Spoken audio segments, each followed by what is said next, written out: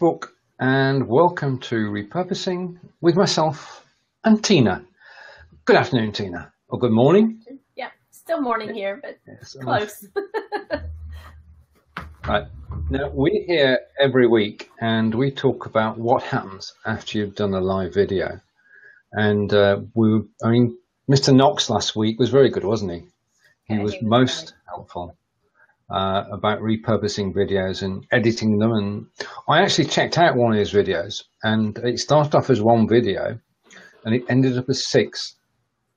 So he's true to his word. He actually took 5-minute slices from the video and made 6 new videos, all of which were around the central point. And I think that's a great way to actually repurpose. Although would you schedule the release of the videos or send all 6 out at once? I would schedule. I don't know how he's doing, but I would schedule them out. To everybody who's watching, welcome to the show. If you'd like to join us, the link is up above. This is Repurposing with myself and Tina, and we'll talk about anything in relation to reusing your Facebook Live videos and gaining a wider audience. And thank you, everybody who's watching. If you want to comment, just say hello. I'll feature you on the screen. And Christy's with us, so hello, Christy. And anybody else who's watching, just say hello, and we'll feature on the screen. This is not just a repurposing show. We're not here to tell you what to do. We're here to listen to how you do it as well, aren't we? Absolutely. We want ideas. If you want to comment, just say hello. I just started on my other computer so I can make sure we're working. Sorry if you guys got an echo there. Hello, Jordan. Hello, Roy. April, everyone. Hello, everybody. Yes. Now, we had a little chat beforehand, and you mentioned Pinterest for repurposing. Yeah. So I was just looking. I like to go and look several times a year, actually, at the new statistics as they come out for each platform, just to kind of make sure that I'm staying on top of the audiences that are using these platforms, because they do shift every now and then. Not greatly, though. I think one shift that I've seen that's been interesting from a Facebook standpoint, when I first got on Facebook, and I don't even know how long that's been, 8-10 years, I've been here for a while. It was almost over 50% women. I mean, greatly geared toward women, but we're seeing more and more men become active on Facebook. So there's a shift there. And we have almost 2 billion users. So there's a lot of people. Hello. Hello. Hello. Hello. Hello. Long time listener. First time caller. Long time listener. Welcome, David. What I found with Pinterest was not anything new. That's mostly women. Like really, gosh, I just got it right in front of me. So let me see. 81% of Pinterest users are female. So really geared toward women over there. And it says 40% of new signups are men, but still 60% are women. So men only account for 7% of total pins. So I guess they're just they're lurking and looking for, I don't know, how-to stuff maybe, but they're not pinning as much. Millennials use Pinterest as much as Instagram, that's interesting to me. I wasn't, I guess, hyper aware of that. 30% of all U.S. social media users are also Pinterest users. Where is the one that I was telling you about? 87% of pinners have purchased a product because of Pinterest. And so a lot of, That's the interesting one. And I was fascinated by how they actually do it. Yeah, they use it, like I said, I think a lot of people use it as kind of a wish list. And so the products that they like, they're making boards, and they make separate boards for everything. So they'll have like a fashion board, and they'll have, my dream wedding board and all those kind of things. And so they, I guess, sort through the things that they like and pin them there. And then when they're ready to make a purchase, they use that board to go back and then make those decisions. So I've seen a lot of interesting information on Pinterest in terms of them, how it's utilized from the perspective of them then going out and making the purchase. So we were talking, though, when you're in the service industry, Pinterest may be not so important for you, but if you have a product, especially one that appeals to women and or millennials, then you probably need to make sure you're utilizing Pinterest. You use Pinterest, David? I do. What do you pin there? I go to Pinterest, I guess. I kind of do what you're talking about. There's various things that I've found some DIY stuff. I've found it's good for inspiration. When I was painting the walls in the office, I went there and looked at some different designs. That was years ago. Recipes. There's some decent recipes on there. And one thing that a lot of people, one thing I like about Pinterest is that your YouTube videos can be natively pinned and played inside Pinterest, so the person doesn't have to exit. So it's a good way to repurpose. Nice one. And then increase your views and everything. So, yeah. But it is definitely seems to be a female-dominated social media site. I guess we'll let you have one. Sorry. No, there was a rival manly Pinterest setup, which didn't take off because if only 30. Sorry, David. No, go ahead. I was going to say if you leave it up to us, we're going to screw it up. So. True. And Jordan's joined us in the lobby, and I will switch over in a moment. But I mean, I was just saying hi. Oh, well, I'm proud that Steven's actually able to get on. He's on the first time. He needs to secure that nomination for the Streamies or whatever they're called. The battle starts next Monday, but I'm just happy to be nominated. Make sure that we can see you, that you're worthy of that vote. I shall be. Well, I'll be taking your advice, and I'll be appearing as guest on tons of shows over the next 2 weeks. There you go. 2 birds with one stone. David, thanks, and if you want to stay around, please do. Yeah. And we welcome Jordan. And am I on? Yeah. You're on now. Hey, what's up, guys? How are you? And lady, gentlemen, madam. Yep, we're good. No, we've not met before, but I did catch your show with Tina the other night, and it was very enjoyable. So cool. Thanks, Stephen. Kudos to both of you. Thank you. Pleasure to meet you, and congrats again. You'll probably be getting lots of congrats over the next few days and couple of weeks on your nomination. That's pretty cool. I'm just bowled over by the whole, because it came out of the blue, and that's good. I'm going around thanking people and thanking special people as well who nominated me, and I'm just in such good company that just being nominated is enough. But if we can sort of go for it, I mean, once we're there, you've got to try it. So I shall be around in the next 2 weeks. I shall repurpose myself. There you go. I shall be appearing. So what's shows. the nomination you got? What's the is it like a badge you get to put on your site and kind of like an award you get to display? Well, there is that, but there are actual physical prizes. Oh, okay. And there are 7 different prizes for each category, and they range from cameras to subscriptions to filters to mics, and depending on where you come in the order. So nice. If I suddenly appear with a different fancy camera, then you'll know why. But I'm not counting on it. Now, the show today is about repurposing, and I suppose the first question is how do you repurpose your content, Jordan? It falls under one of those interesting things we do. We need to practice on ourselves more than we do other people. Well, Tina and I can relate. Tina does client work. I do client work. So it's always hard to make myself take the time to do it for myself.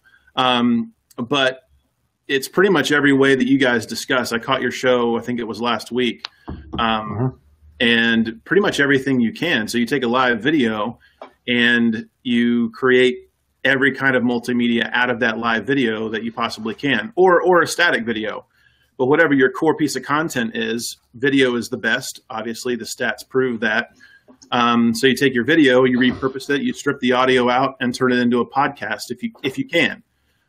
You strip out little one-liners and quotes and tweet the quotes, and then take image or create memes or images with those quotes or other little quip sayings throughout the show and create memes out of those. So really, like what you guys are doing, what you guys are preaching, I love it, because repurposing is the golden key to content creation. So many people, I think, overcomplicate creating content. Really, all you have to do nowadays is prepare for one good show, even a month, depending on how long your show is, but prepare for one good live show or one good video a week, and that'll give you enough content to spread out and covers your content creation for at least the week, if not longer, depending on how long your video is and all that kind of stuff. So you mentioned creating memes, and I think that's a tricky one, because there's nothing worse than a bad meme, right? So if you're not good at it, and it really is kind of an art form, and not all of us are good at it. I'm not good at it. And it depends on who your audience is too. So if your audience is millennials, you can't expect them to respond to the same type of meme that someone that's 46, me is going to respond to, because it's going to go over their head. They're not going to get the reference or whatever. So to be really purposeful when you're creating those, and I don't create them because I think it's bad to make a bad when I say meme, I'm not meaning like the little funny weird quip things. I'm meaning like I should just say image posts. Okay. Is that clear? Yeah. I do that, but I don't do memes. Yeah. I think that really is kind of an art form, and I'm not good at it. No, you're right. Yeah. No, I'm talking about like most of the people doing this they would not be in the meme market per se. They'd be in the professional image post, like a Michael Hyatt style, quote with a nice background, artful text. Brands do memes really well. Oh yeah. Especially in the food industry, there's some great memes that come out of from the big brands there. So, but I don't create those for my clients, and it's simply because I'm not good at it. And so I'm not going to attempt it and then have just a really bad, it's not worth it. Have to eat crow. Yeah. Well, that's it. We all play to our strengths, don't we? And we can't be good. We can't be good at everything. And if it's important, we can always subcontract it. That's right.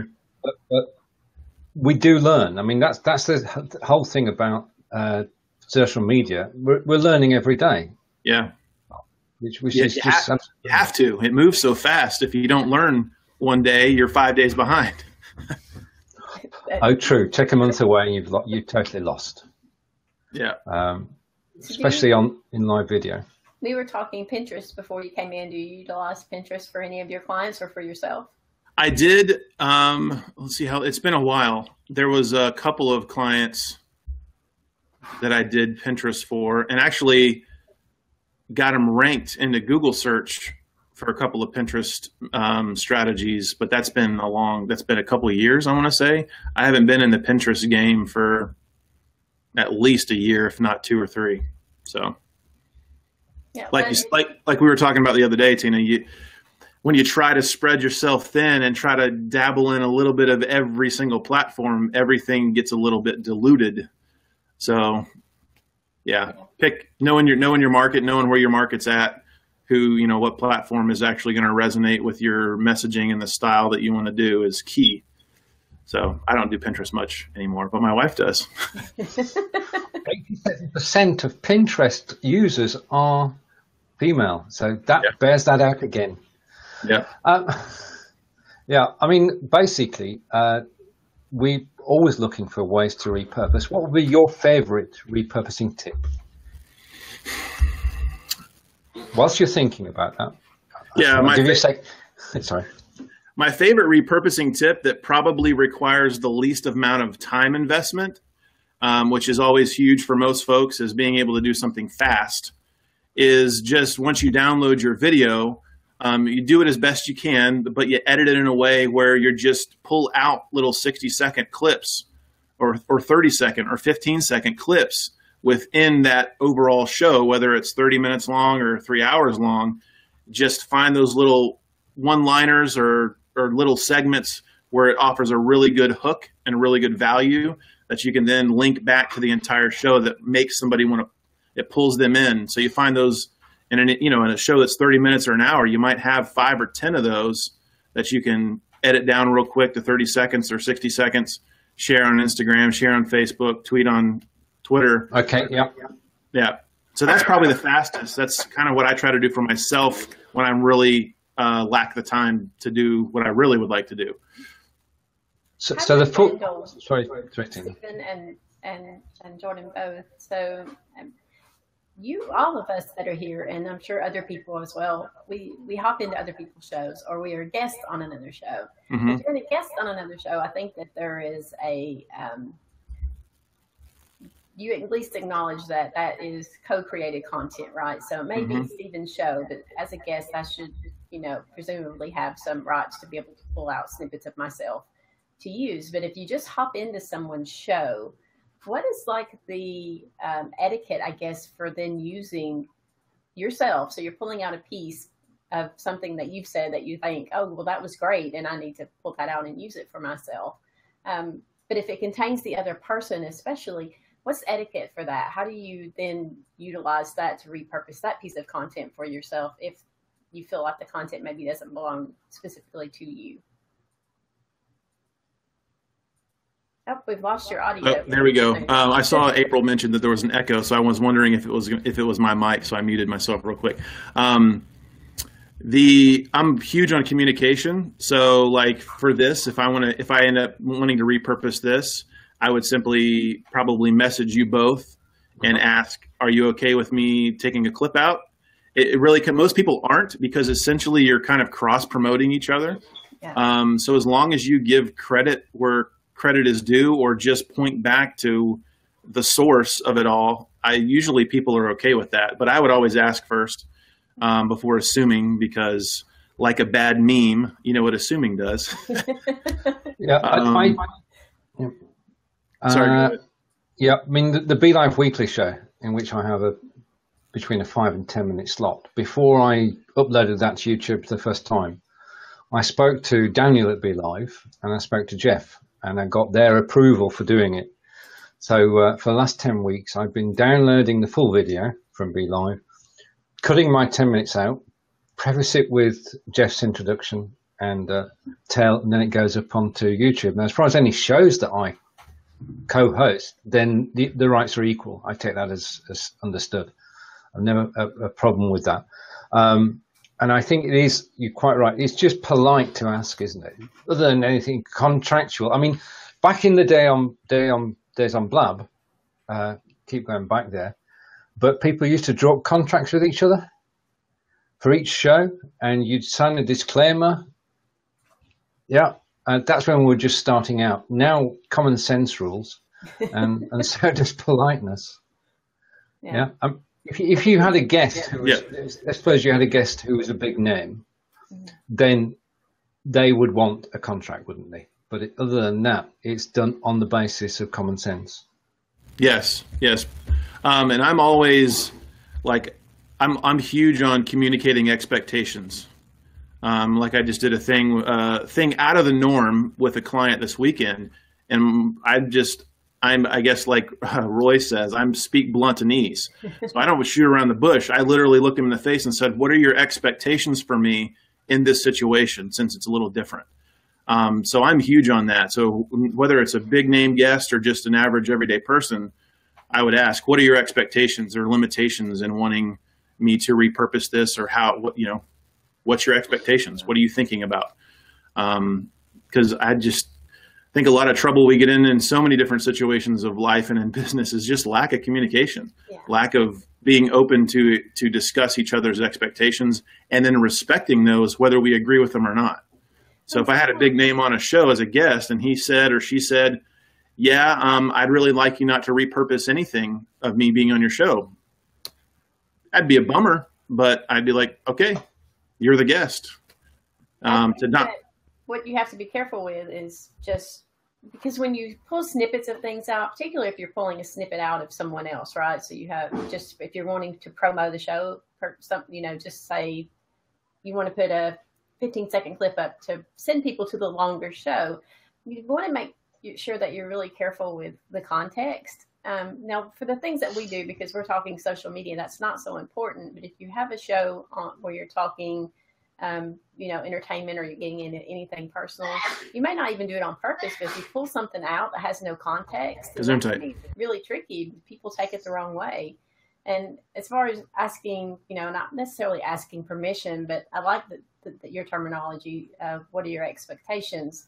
Because it may just be that you do things differently. So the way that they do it may be that they tag the people in the post and then they link back to the full video. And maybe you don't do that. Maybe you just tag the person and then they make them back and say, why didn't you link back to the video? Well, because you didn't know that that's how they wanted you to do it, because you didn't ask what are those expectations. So I think that's a really good term to use. What are your expectations, right? Because it's not so specific that you're only going to get yes or no. So if you say, do you care if I repurpose this? And they say yes, and then you go do it in a way that they weren't expecting, because you just got that yes or no answer. Right. Hey, Corinda. And hello, Corinda. Hello, Drew. And we're going to comment from Drew, which I'll read out. I'm going to put it on the screen, but I'm going to read it and then everybody's take on it.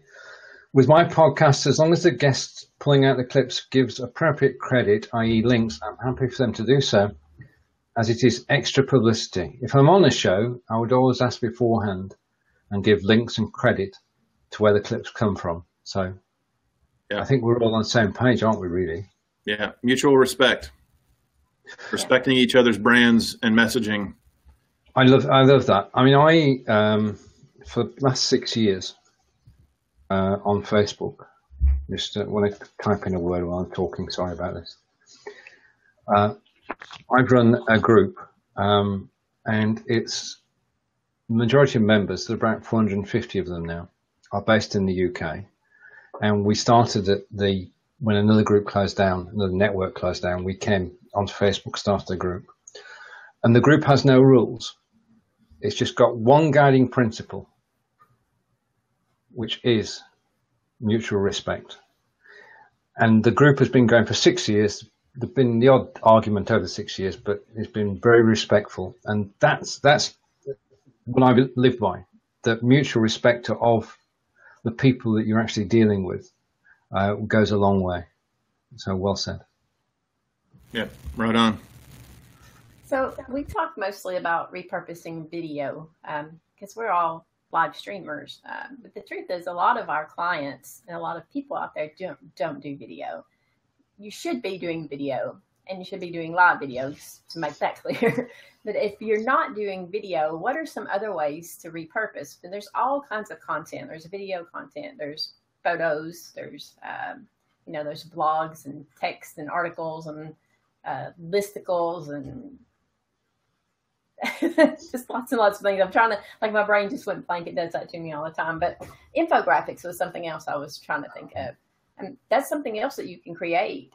Lists and how-tos and infographics can be created from your video content, depending on what your content is, right? So absolutely.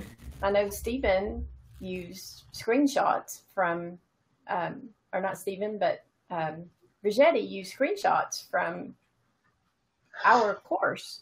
Yes. To create a kind of, not a how-to, what did she call it? A manual, sort of, a manual how-to. Yeah. So to go through to do that. And so that's another way that you can use stills from your video and not the video itself. Yeah, in that case, our content was repurposed.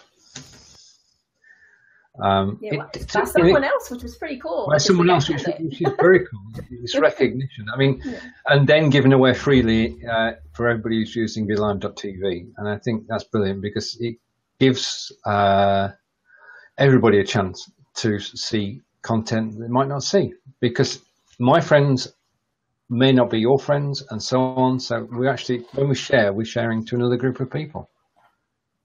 Yeah.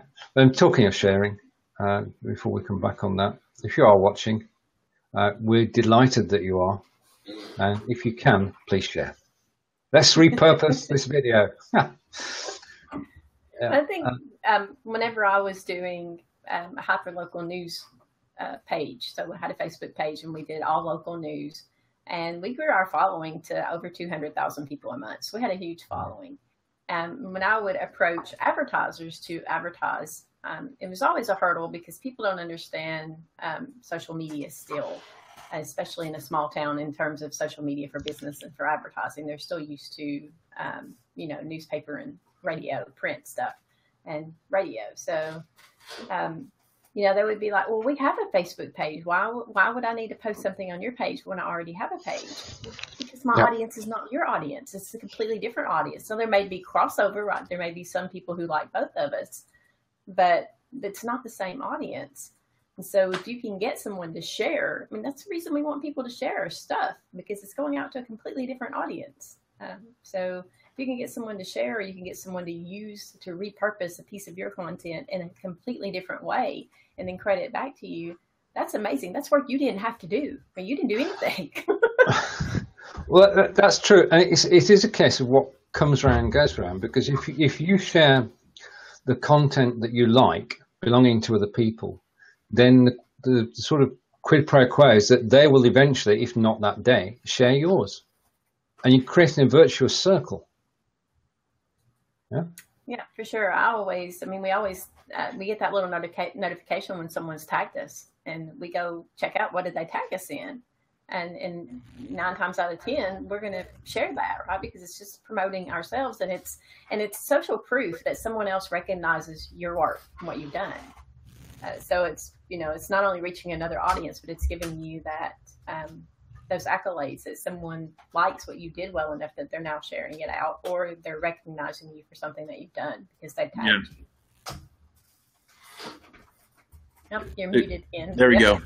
It's human nature. We're always curious, and we always want to. I mean, there's something innate about that of wanting to give back to those who give to us. For most people, not everybody, but most people, when somebody does something for you, you instantly the instant reaction is to want to do something back. So I think repurposing we see it now with podcasts. But one of the first clients I ever had back in 2010, I want to say 2010, was I won't say his name, a doctor who did a regular radio show, and they would create these little clips of 60 seconds of his to go on his radio spots, and that's all he was just leaving it there. There wasn't anything else he was doing. So that was one of the first clients I got to work with. It was, listen, you're already going to the effort, the time, excuse me, and the money to create these little radio spots. Why not magnify them, have them transcribed, turn it into a little short blog post, post it on Facebook, and create a video about it. So the big thing is I took his audio clips that he was using on radio and turned them into animated video. So I'd create videos and animate what he was discussing on that little clip and turn it into video and put it on YouTube. And then those YouTube videos got thousands and thousands of views because he already had an audience through his radio broadcast and through his website. By simply creating one extra form of content and putting it on YouTube, people were finding it because he already had, people knew about him. So that's huge for radio personalities. I think it's an underused method. Podcasters are getting onto it more and more, but yeah, audio is powerful and video as well, big time. Yeah, and we have Facebook Live audio now. So there's another way to repurpose content. I can't wait for that. That's going to be dangerous for me. I'm going to ask a question, Tina. How many Facebook audios have you done so far? I can promise you I've only done one. My answer is close to yours. I've only done 2. I promised myself beginning of last week, that I would do an audio every day, just 5 minutes on a certain theme.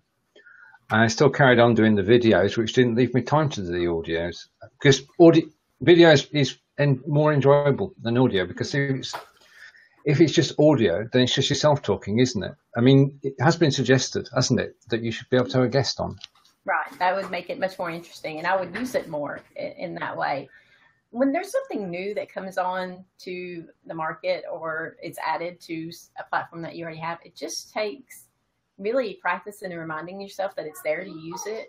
So if you're going to do a video, now it depends on the type of video. If you have to have visual aids to go with it, then this wouldn't work. But if you're doing a video where the visual isn't going to matter, then while you're doing the video, you could be recording that audio at the same time, because you do it through this, right? So yeah, it's just the habit of doing that. You have to remember to do it because it's new and you're not used to doing it. So, and going back to pulling out to people sharing our content and being able to use that as kind of social proof.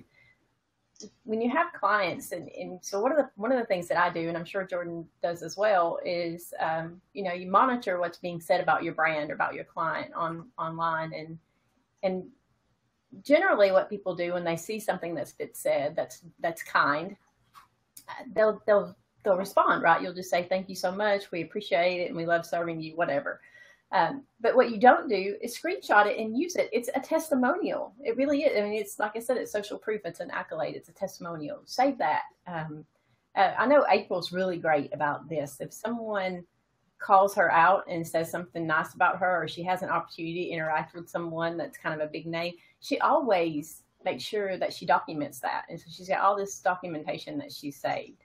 And that's just another piece of content that you can use, whether you use it on your website, maybe just as you would a testimonial saying, Mari Smith said this about me.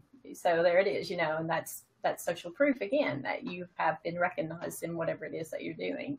And we forget to do that because we just don't think about it. And today, sorry. Sure, go ahead. Good. Just to piggyback right on what you're talking about with somebody leaving a good comment, whether it's a testimonial or just something positive, taking a screenshot of that, turning it into a YouTube video through YouTube Editor is one of the simplest things that anybody could do.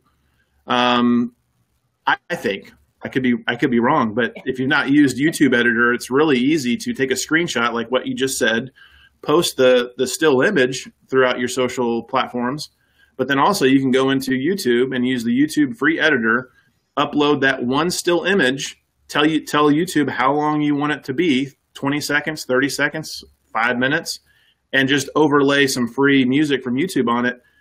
And yeah, it's not really, I mean, you could argue the fact that is it really effective content? Is it really engaging content? No, not really, but it's one extra medium to put yourself out there. And if you use decent keywords in your titling of the video, you've got yourself a piece of content that could potentially get shared, ranked in Google, ranked in YouTube, so on and so forth. All from a still image and free music from YouTube through their YouTube video editor.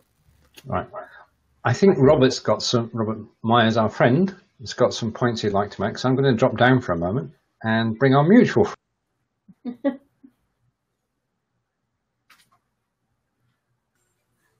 Hey, good morning. How's everybody? Hey, Robert. Hey, Robert, good to meet you. What is shining on your shirt? It looks like you have like a tentacle on your shirt. What is that? What is that? It's light from somewhere. Yeah, it's through the blind. Yeah, I'm sorry, people. I noticed shiny objects. It's very distracting. I was having issues. My husband says you look fabulous, by the way. Thanks, Mark. He says you look like you've been bedazzled. That could be a new T-shirt idea. I'm not sure how that has to do anything with repurposing, but no, it doesn't. I just was curious what we haven't met, sir. So nope. How you doing? I'm Rob Myers, and you are Jordan Mulson. Nice to meet you. Jordan. Yeah, I've seen you around. I saw you. I didn't get to watch the whole episode, but I saw the episode it was you and Tina the other night, right? Saturday night? Okay. Saturday Night Be Live. Yeah. And Robert's also part of Net Friending, so you'll see him around. Very cool. Yeah. Anyway, I liked your comment about the YouTube editor. Yeah, I agree. I'm not sure, how effective that would be, but the search engine robots don't care, how how much information is there. It's one other outside link to work in the algorithms, that they use. So I think it would have an impact. The funny testimonial that I have for myself is I created a tutorial video showing people how to do that, like a year and a half ago. Yeah. And in the video, it was kind of like an Inception kind of deal. In the video, I was creating a sample video showing them how to do it. Mm-hmm. Well, the video the test video that I made while doing the tutorial still ranks on page 1 of Google for a local search term for my company. I'll be darned. It's interesting. I didn't expect that because I didn't optimize it. I didn't do anything but put a title on it just for sample purposes, but it's ranking in Google. Yeah. Repurposing it's to expand your reach and all these different platforms and all these different ways. I think, you talked about expectations. You need to be realistic on your expectations for your repurposed content. Most of the time, and this isn't always true because you just never know really with social media, sometimes something takes off. So that image that you made or that meme that you made may outperform the original piece of content. But generally speaking, the original piece of content is going to get the best performance, and then the repurposing pieces are just going to add to that overall reach and engagement that you're getting from that original piece. But usually the original piece is going to do the best. So just don't necessarily go into it expecting that 30-second clip that you pulled out is going to garner the same type of engagement and reach as the original piece did, because it's typically not true. Not always. There are exceptions. Sometimes that one piece of content takes off, but even if it didn't get a great amount of reach or increase your engagement a huge amount, like Jordan just said, that ranking in the search engine, that may be how someone finds you and ends up using your service or buying your product, because they did that search and that one little piece of repurposed content sitting up there at the top of the page, and so that's how they found you. So don't underestimate it either. Yeah, it goes back to that. I don't know who said it. It may be a Dan Kennedy statement. I'm not sure, but one of the sales gurus, Dan Kennedy or Brian Tracy or somebody like that, said, "I don't know one way to get 30 new customers, but I know 30 ways to get one new customer." Exactly. So you never know which piece of content it is gonna outperform and surprise you and bring in new clients or patients or customers or whatever. Yeah, and Einstein said something along the lines of, "I didn't fail 100 times. I just found 100 ways it wouldn't work." So. That's right. Amen. That's absolutely true. Absolutely true. If you look at it as a process and instead of an endpoint, you're a lot better mindset. And Cheryl just said, and she says, "I found out how to comment on mobile." So congratulations, Cheryl. But that's another repurposing point. If you keep in mind when you repurpose content, what not only what platform you're sending it out to, but what platform is it being consumed from? And so that matters. People who are viewing video, for example, on mobile, the square videos get more views. Now, stuff doesn't come out as a square video. There are editors out there that create the square video for you that you can utilize. And Mari Smith talks about this a lot. So if mobile, and everybody's consuming from mobile. So if you really want to engage and expand your reach on mobile, you need to look at the options for using square video. Our video is not square. The one that we're doing right now will not be square. It's a rectangle. It'll still be consumed, but for whatever reason, the visual appeal, I guess, the square videos perform better. So that's another thing that you can keep in mind when you're creating content is what platform are you creating for, who's your audience, and then how is it going to be consumed? Because all those things matter. Yeah. Hey guys, my timing is very brief. I've got to drop off, so I just wanted to hop on and say hello, and I wanted to reinforce Jordan's point. I really appreciated that, and pleasure to meet you, Jordan. Awesome. Thank you, sir. Look forward to seeing you again soon. We'll cross paths in the future. I'll see you later. Bye-bye. Good. Have a good one. See if she sees it. And thank you, Robert. And let me put you full screen, Jordan.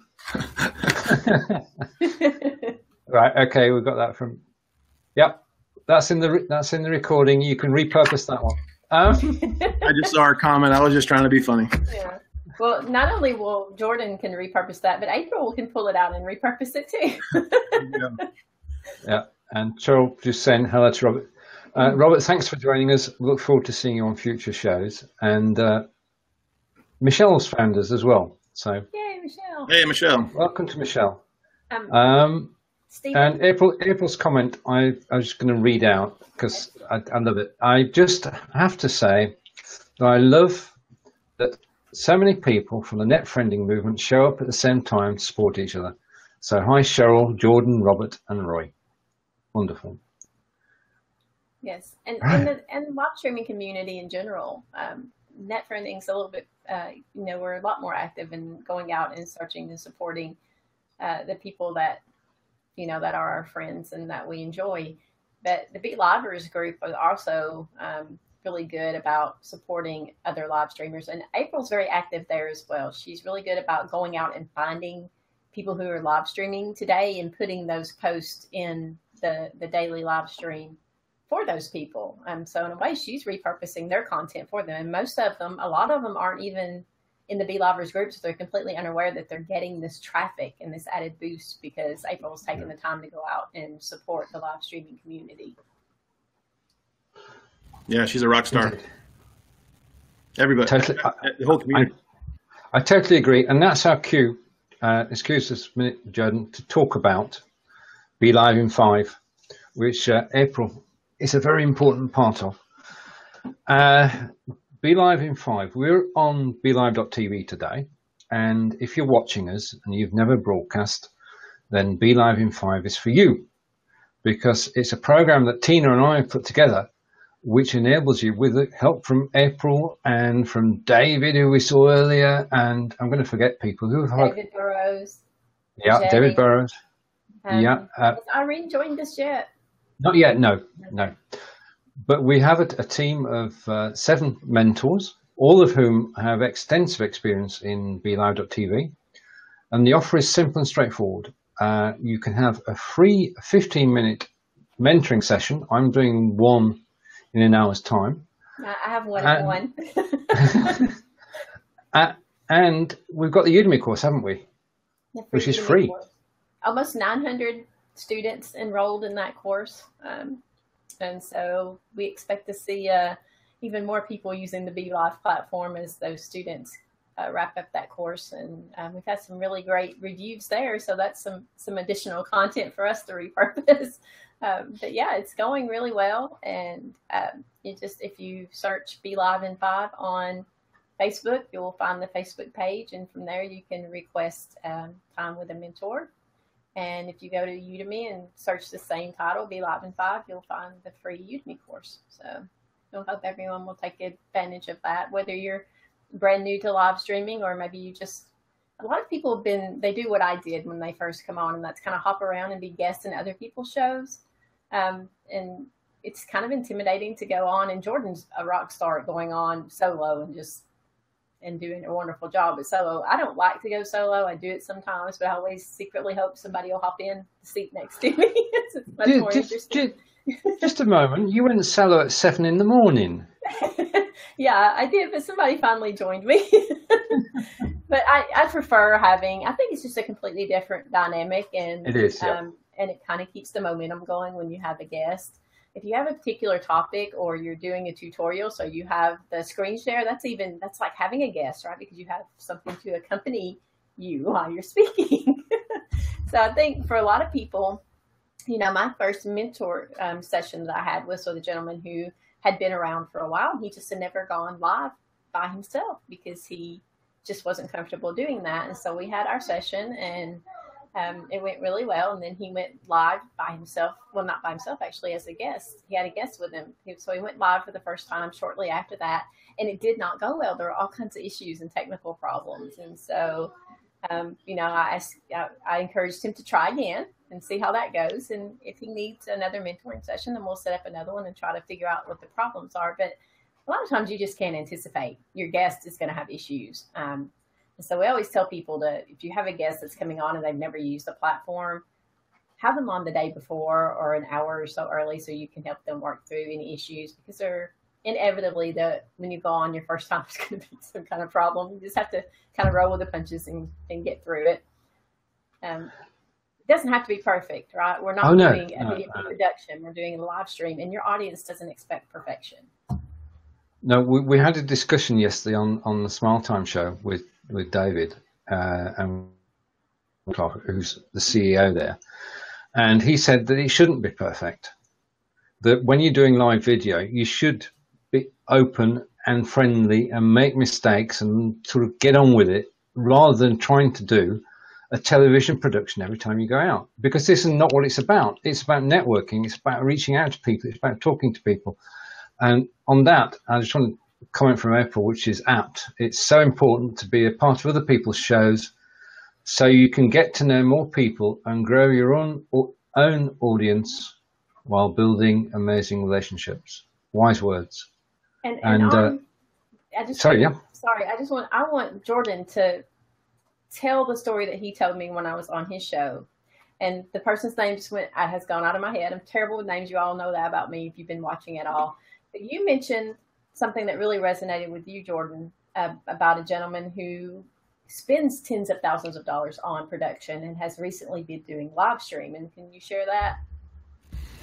Yeah, it's excuse me, it's Michael Hyatt, and he's a lot of people know who Michael Hyatt is, but if you don't, just look up Michael Hyatt. He's actually just launching or reopening one of his most popular courses about how to build a platform, how to build your online digital platform.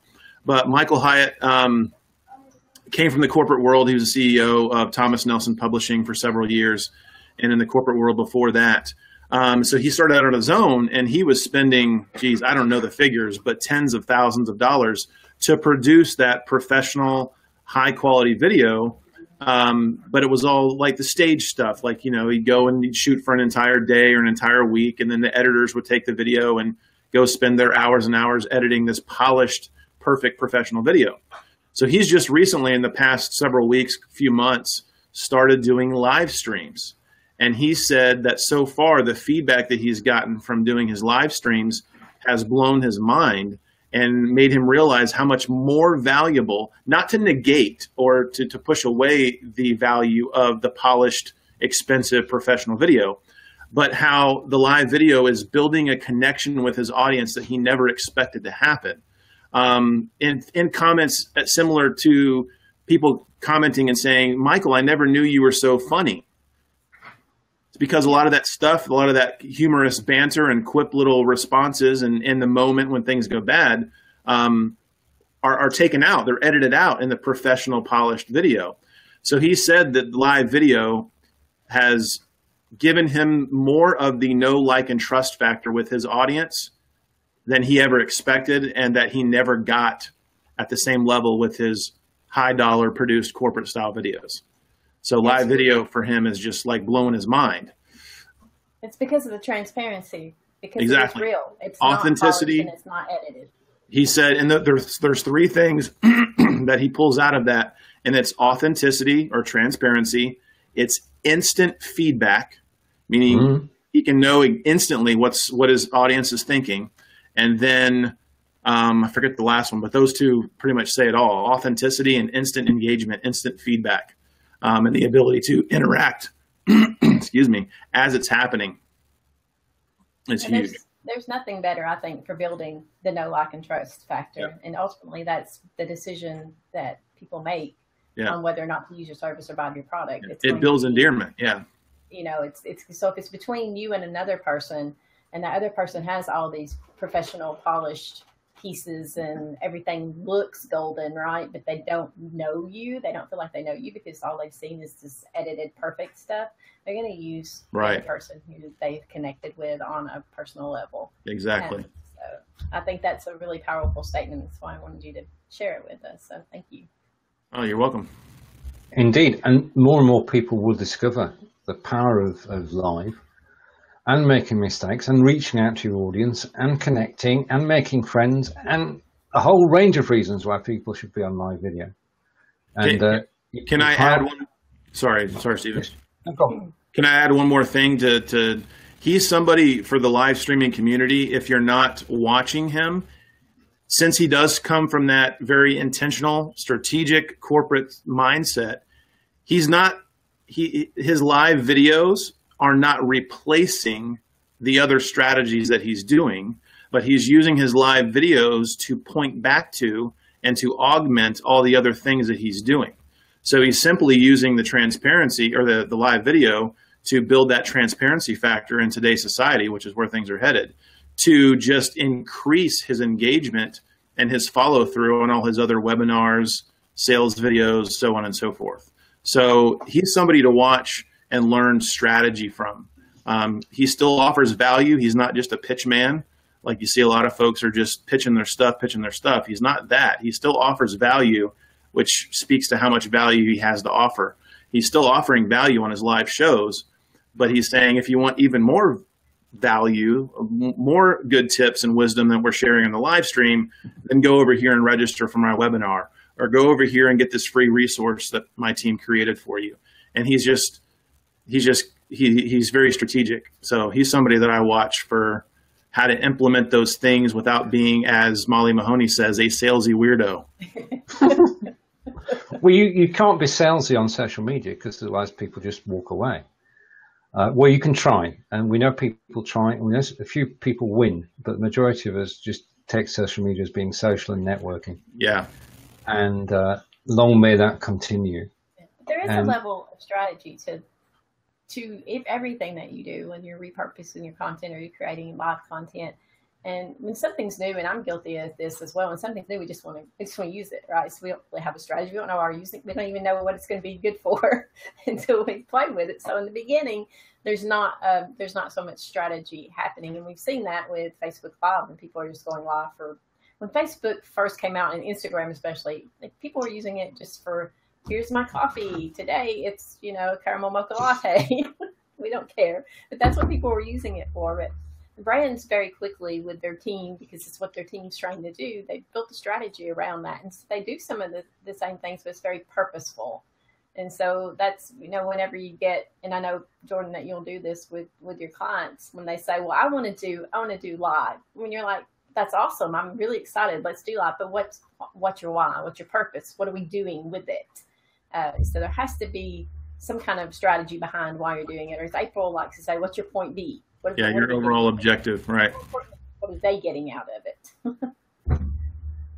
And so it sounds like Michael Hyde's has got that kind of, he's figured all of that out. And you want to use, there's always a place for polished, edited video. There's a place for even the live video that has more of the effects, like the green screen. And we have all of that stuff over here. I rarely use it. It doesn't add anything to what I'm doing. If I were doing something differently right now, when we did their news, for example, when we had our live news show, we used the green screen. It added an additional element that was useful to what we were doing. If I needed to pull in video clips from the county commission meeting, then I had the ability to do that. And I could put the traffic or the weather on the screen behind me, that kind of, I don't need to do that for this. And so I don't need that setup for this purpose, but there is a purpose for it for some people. You just have to figure out, I don't like the green screen. People think it's cool, but for me, it's just a distraction. If it's just some kind of movement behind me that's not adding anything to what I'm saying or doing. So I prefer not to have it behind me if I'm not using it for something. There's not a purpose. And so that's the point. The purpose is in repurposing. So when you're repurposing, there still needs to be a purpose for why you're doing that and how you're doing it. Yep, totally agree. Amen. Now, in terms of repurposing, something we've mentioned before, and I'm just going to talk about it for a moment, and that is IFTTT, which is if this, then that. And we used it to great effect to share YouTube videos to Facebook and to Twitter. But I've come across two recipes which may be of interest to everyone. I'll post a link afterwards. There is an IFT recipe, if I could spell IFT, that is, which will take your YouTube to Pinterest. So as we were talking earlier, Pinterest is a great place to repurpose, and David was saying that the video will play within Pinterest, so people don't need to leave the site. And the second IFT, I spelt it right this time, is from YouTube to LinkedIn. Now, it may be one of the buttons that's on your YouTube channel, but if you can do it automatically once the video becomes public, then that will save time. And April's quite right. If this, then that. Yeah. And Tina and I were talking earlier, and we've known this for about 4 or 5 years at least. Yeah. And people are still discovering it, which is brilliant. And I actually caught Tina out of this one because Tina's not heard of this one. This is a rarity. If you are on YouTube, there's a site called Morning Fame. And I'm going to put the link in now into the Facebook feed so you can all see it. So just give me a moment while I talk about it. And Stephen, why don't you drop me out and do a screen share so they can see what this looks like? Because it sounds pretty cool, and I haven't had a chance to check it out either. Okay, we're on BeLive.tv, and I'm going to share the link. So there's the link shared on Facebook, and it's free. That's the first thing to say. And when it's chargeable, you can use it for the price of a chocolate bar every month. So excuse me for a moment. I'm going to take Tina down into the lobby. I'm going to share my desktop, and I'm going to switch over to sharing this screen and share and bring that up. And hopefully you can, hang on just a moment. Technical difficulties, just give me a second. And I'm going to go full screen. So I'm now hopping over to the Morning Fame site. I'm just going to go back one. So it is free while it's in beta. This is the Morning Fame site. That's morningfa.me. And it is free, and you can log in straight away. And once you've logged in, you're getting far more information than YouTube gives you. First of all, you find out whether your channel is trending. Mine isn't at the moment. And then it shows you videos that you've posted in the last 7 days. And it shows how well those videos are actually doing. So a particular video, Blabbing for Britain, average watch time was 6 minutes. And then the show that Tina and I did with Animura is scoring on everything. And it's showing you what's happening with the videos that you've uploaded to YouTube. Now on YouTube, you can only get the cumulative figures. With this Morning FAME, you get, I'm just going to click a button, you get each video. So there's one I uploaded just 7 hours ago with Alex Kruklo of Smile Time, and that's had 17 views so far. Then the Be Live show, weekly, Blabbing for Britain, and you can see the velocity of each. But the other thing is that if I go here, it gives me some strategy as to what I should be doing. In addition to that, there's a workshop which shows you the views, the watch time, and you can go in and you can look at your top videos by watch time for the last period. So Blabbing for Britain again, Zafria of BeLive.tv.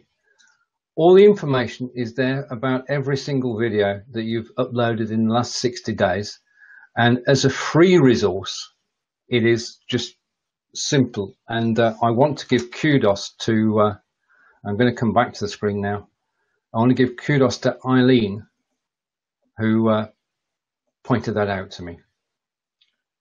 So that's awesome. I did not know about that either, and I'm very glad that you brought that up because I'm going to go check it out as soon as we hop off.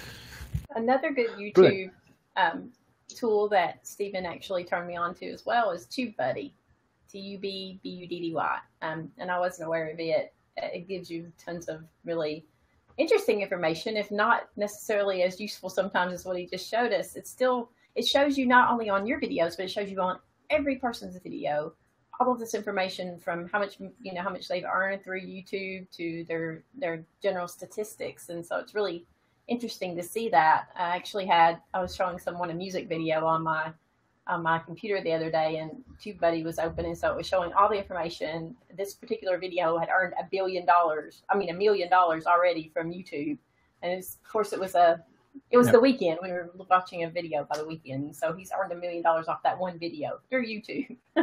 But they were like, how do you see, like, why are you getting all this information? And I was like, it's TubeBuddy. So there's lots of really great tools, if this then that, Repurpose.io, which we both are users of and talk about often. And Stephen's like a power user of that. So if you want to take a minute, Stephen, and let the people who are watching who may not have heard us talk about that before, tell them. Well, in actual fact, yeah, surely. Andre has just mentioned it, and it is Repurpose.io. And with Andre, I'm a fan, and with Tina, we enjoy using it. I mean, 6 hours to download and upload to YouTube. Repurpose.io simplifies it all. I don't see the video. It goes straight from Facebook to YouTube automatically when I say, and it saves me time every day, time every week, and time every month. And it is a chargeable service. But if you cost your time at the Princess Summer $20 an hour, then after 1 hour, you're getting your money back. So I recommend that. And Annie will be joining Tina and I again on July 4th. But he won't. He's talking about something different then, isn't he? Yes, he is. He's talking about another way to repurpose content, which is your blog content and your live video to your blog. And so he's going to be talking about his WordPress plugins that he has that helps that happen automatically as well. And Yep. really cool about the plugin, I want to give him, we'll talk about it in depth when he comes on. But for me, the really cool thing is whenever you use this plugin for your WordPress blog, not only does it embed the live video that you've done, but it embeds all of the comments, and can, even after it's no longer live and the comments keep coming, those comments continue to show up as they come in on your blog, which is really cool. A good way to engage. People don't engage with blogs in the commenting section like they used to. That used to be the way that we engaged the most with our viewers, was through our blog and through the comment section. And people don't do that anymore. They share out the post and make a comment with the post that they've shared out, as opposed to commenting. So you don't see a lot of that going on. But with this tool, now you can see all of the engagement and commenting that's going on and participate in that straight from the blogs. That's pretty cool. Yeah, I mean, the thing is, it's preserving. And, okay, I'm going to go full screen again. Okay, we'll leave that on for 30 seconds. No, we won't. No, put it down. Right, now, amazingly, we've just crossed the hour, and I've got to do a training session, a mentoring session in 40 minutes. So Okay. The thing I can say, because Tina will close in a moment, I know, won't you? Good. Sure. Jordan, it's great to meet you, and may we run across each other in other shows, and you're welcome back here anytime. Cool, I appreciate it. Thanks so much. Most welcome, and it's over to you, Tina. Well, thank you all for joining us for another episode of Repurposing Your Content. We'll be back here next Tuesday at the same time, 12 p.m. Eastern. We hope you will join us. Go check out Be Live in 5 on Facebook. And if you need help learning how to use this wonderful platform, Stephen and I and all of our great mentors will be there to help you. So thank you all and have a wonderful day.